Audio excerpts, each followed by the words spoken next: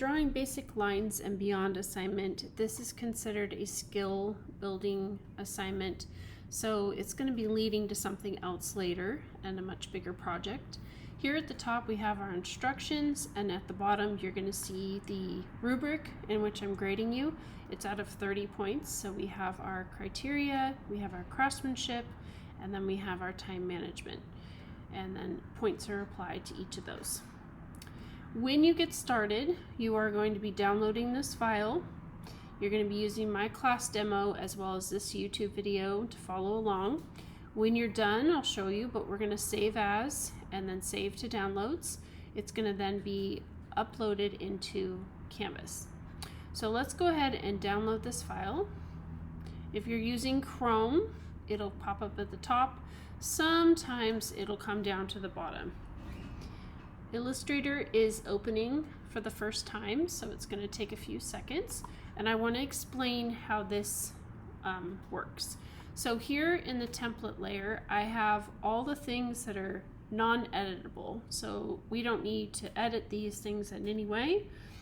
The work area is strictly the lines that you're going to be manipulating, and they're unlocked, so you can touch them and actually move them around. Here at the left you have a sample of what your assignment should look like when you're done after you've followed all the instructions.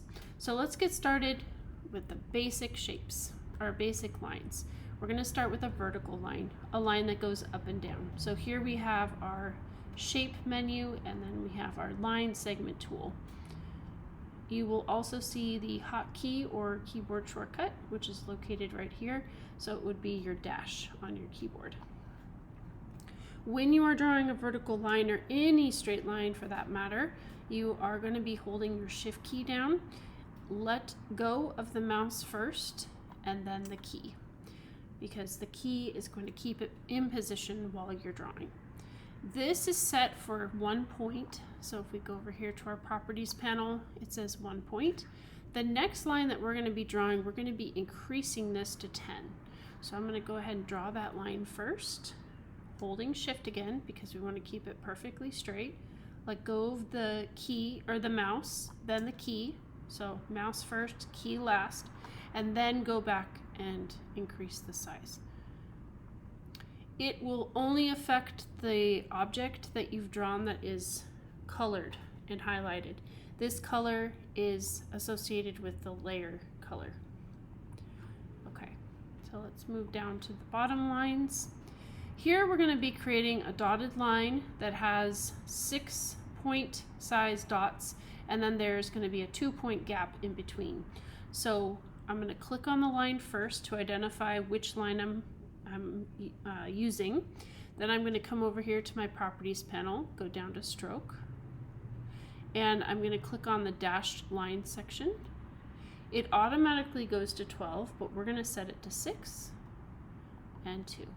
This setting will stay there until you change it. Okay. We're going to click on the second line, and this time we're going to click on stroke, but we're going to go ahead and cap it with a round cap.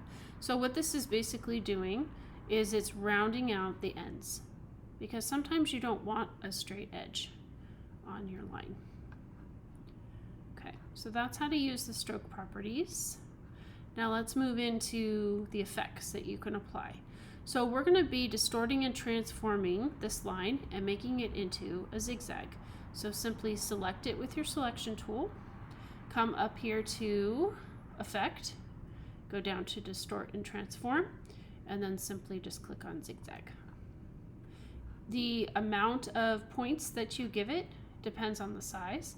So actually not the size. The ridges per segment, so you can increase the amount of zigzag, and then you can also space them out and make them stretched if you want to. Okay, so it doesn't look exactly the same way as my sample, but that's okay because it's simply just a zigzag line. We're going to use that same process this time. Effect, Distort and Transform, and we're going to do zigzag, but instead of doing the corners, which make it pointed, we're going to just smooth out the edges. And again, you can increase the amount of swirls also make it wider or more narrow. Okay.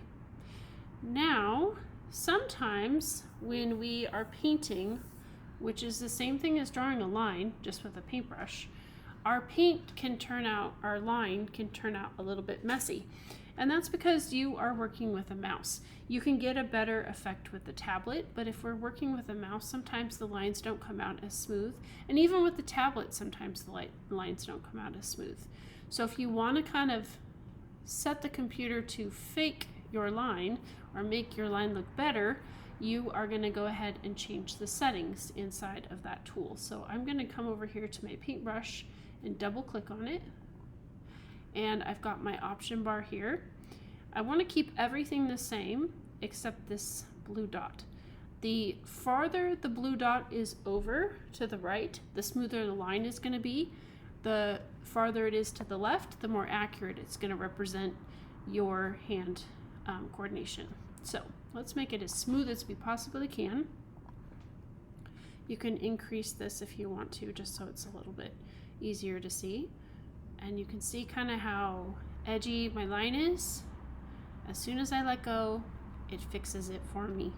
So that's a really good way to clean up your edges of the lines that you're drawing, especially if you're trying to draw over a sketch.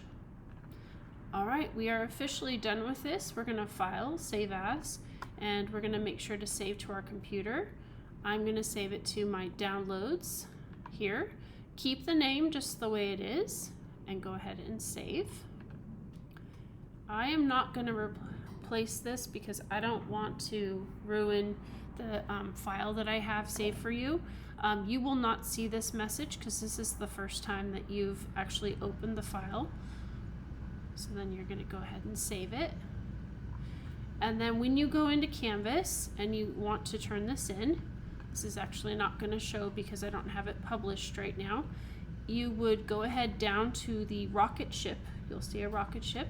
Click on the rocket ship and then go into your downloads and you will see the file and be able to upload it into Canvas. And there you go. That is your first skill building based assignment.